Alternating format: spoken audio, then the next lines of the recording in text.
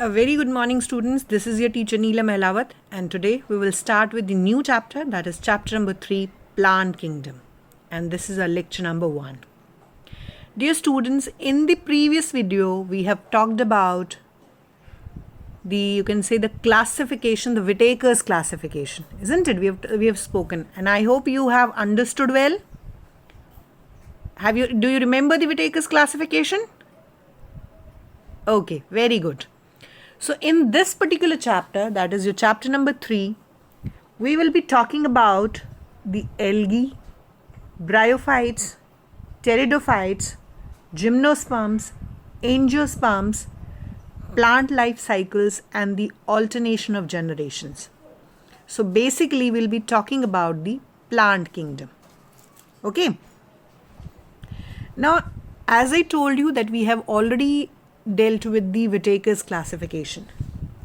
The Whittaker was a scientist who proposed this classification in the year 1969, and at that point of time he had suggested 5 kingdoms. How many kingdoms he has suggested, dear students? He has suggested 5 kingdoms, and those 5 kingdoms, to remind you again, they are Monera, Protista, fungi, algae, and plantae. Now plantae means the plant kingdom, and it basically involves the plants. Now I must stress here that during the course of the time, our understanding of the plant kingdom has changed. The fungi, the members of, Monera and Protista, they are not considered to be plants now, but earlier they were part of the plants kingdom only. The cyanobacteria, which is called the green algae, which is not actually algae anymore. Okay, so the cyanobacteria, which are commonly called as blue-green algae, they are not considered as algae anymore. And in this particular chapter, we'll be talking about, as I've already told you, the classification of the plant kingdom. Now, before we proceed further, we need to understand the various classification systems that have been proposed so far. There are basically 3 systems of classification that we will deal with. The very first classification is considered as artificial classification system. Now, this artificial classification system, it is only based on the morphological characters. Means it is based on more of physical characteristics, like it is based on, like I'm naming some, like color, the number and shape of leaves. Okay, so it is based on the morphological characteristics, as I told you. So we can, the characters could be the color, shape, and number of leaves. So they are mainly based on the vegetative characters. Okay, they are based on the vegetative characters, and they were also referred to as lineage system. It is also referred to as the lineage system. So artificial classification system is also called as lineage system. The second system, which is referred to as natural system. Why there was a shift from the artificial to natural system? This is because the artificial system, it is mainly based on few characteristics. So it only talks about the few characteristics, right? Secondly, it gives equal weightage to your vegetative characteristics and the sexual characteristics. So this type of classification, it gives equal weightage to the vegetative as well as the sexual, sexual characteristics. But we all know that the vegetative characters, they are more influenced by the environment. That is why we had to shift to a natural classification system. A new classification was developed, which is called as natural classification system. And this natural classification system was based on features. It was not based on the morphological features. It was based on internal characters like the anatomy. Anatomy means the internal structure, okay, the internal features. It is based on the embryology, that is the embryo, how embryo is formed, what are different, you can say, what are the different stages in embryo formation, and the phytochemistry. And this particular kingdom was suggested by Bentham Hooker. Okay, it was suggested by Bentham Hooker, and one is Joseph Dalton Hooker. So two scientists, they had proposed it. You can say the Hooker brothers. But presently at this scenario, there is another system which is called phylogenetic classification. Phylogenetic classification. And this classification is based on the evolutionary history of an organism. And it is the most acceptable. And this particular classification assumes that organisms that belong to the same taxa have a common ancestor. Okay, so basically we can say there are three systems of classifications are there: artificial classification system, natural classification system, and phylogenetic classification system. Now, apart from these, we also use information from many other resources, and we try to resolve the difficulties that we face in classification. Okay, so that is, first is your numerical taxonomy.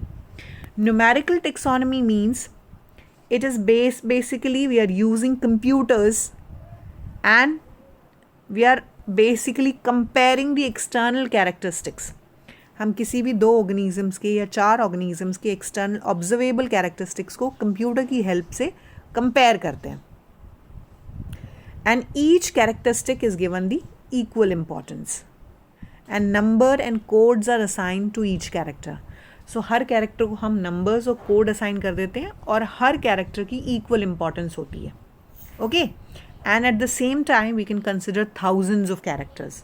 सो हम बहुत सारे characters को consider कर सकते हैं, जबकि आपका ये जो आर्टिफिशियल क्लासिफिकेशन है, it was only based on few characters, but this system is based on many characteristic. We can study hundreds of characters at one point of the time and with the help of computers only.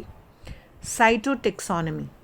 Now it is basically based on the cytological features like the chromosome number.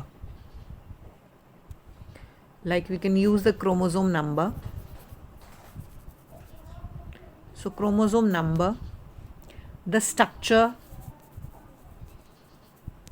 and behavior of chromosomes.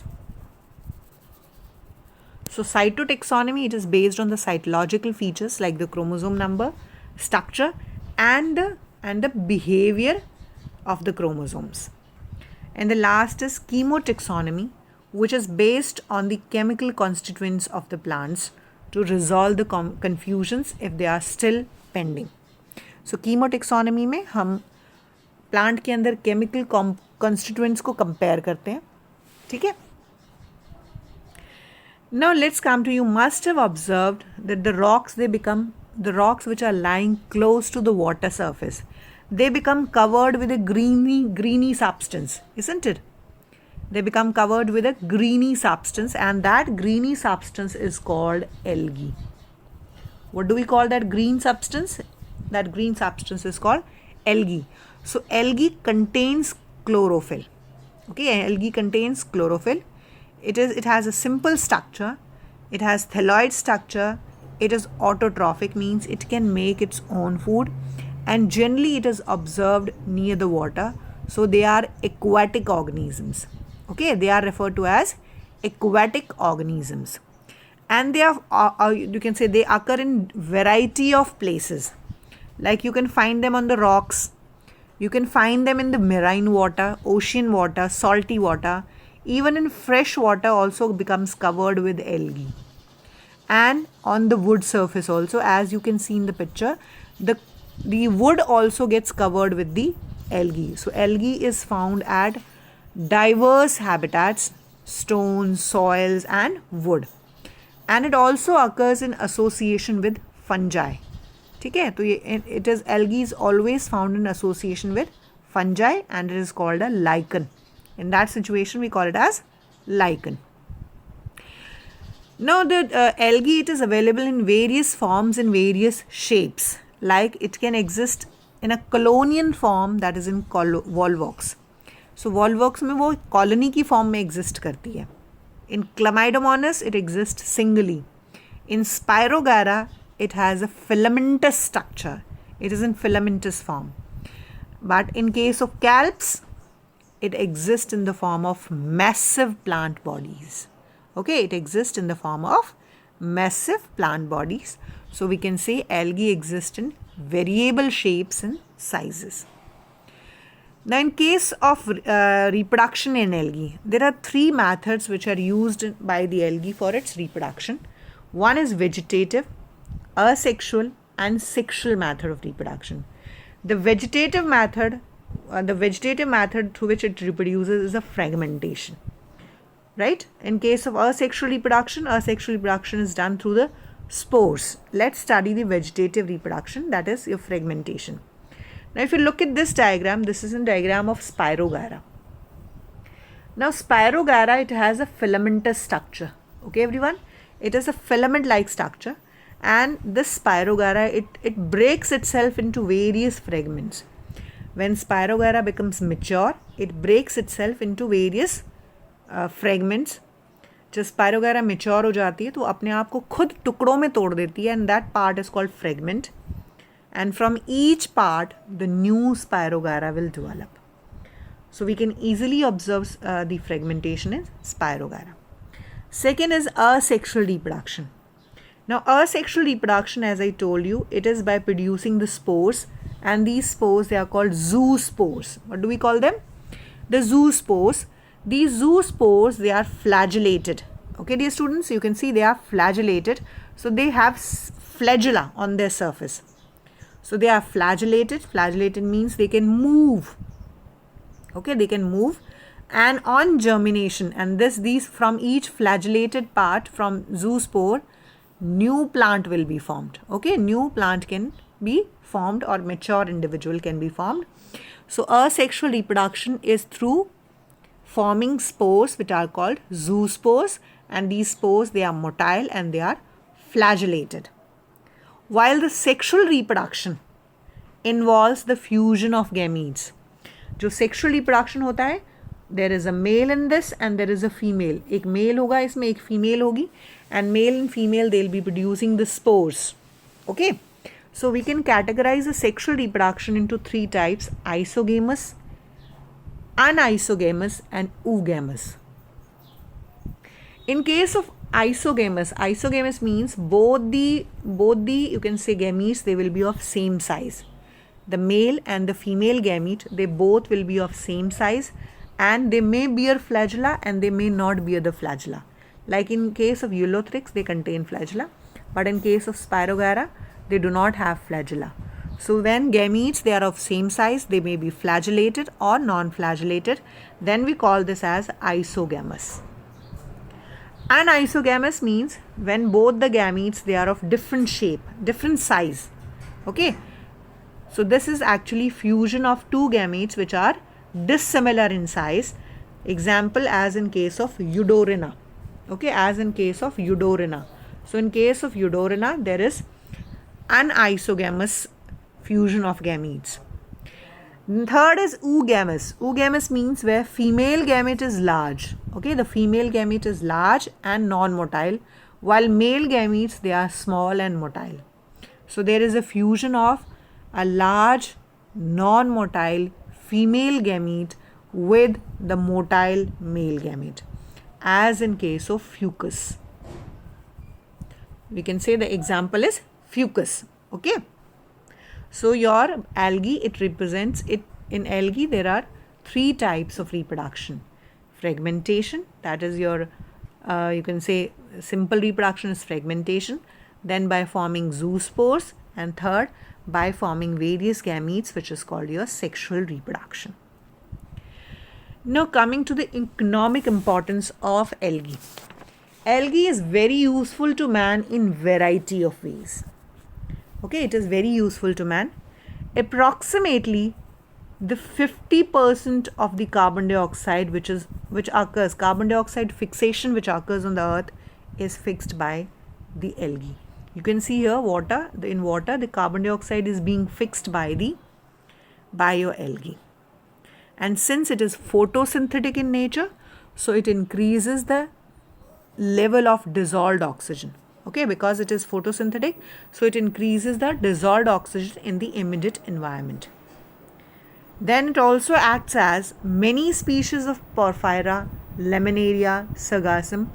They are used as food for variety of organisms, for variety of aquatic organisms. Okay, like as you can see the fishes, so large algae is there in the and acts as a food for variety of organisms.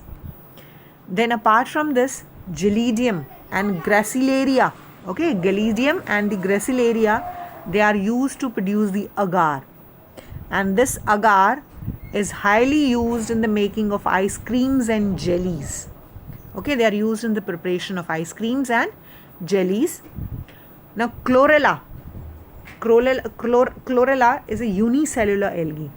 Okay, it is a unicellular algae, and this unicellular algae, okay dear students, Chlorella is a unicellular algae and it is highly rich in proteins. It contains large quantity of proteins and it is used as a food supplement.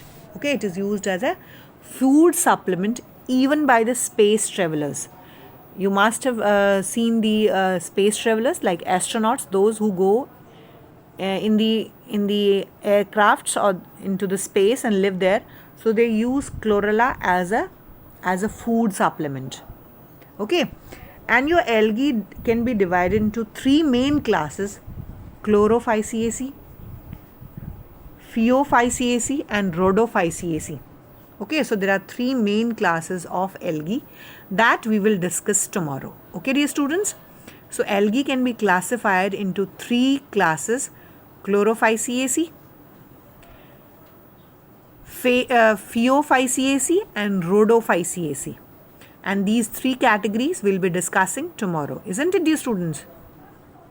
Or shall we discuss today? Tell me, shall we discuss it today? Okay, so we'll discuss it tomorrow. So first of all, you will prepare notes of this topic and you will read page numbers 29 to 32. Dear students, you will underline the all important points, and if there is anything that you have not understood, you will let me know. If there is any doubt in any portion of this particular page numbers, so you will talk to me and then we can solve the problems, right everyone? So that's all for today. Bye everyone.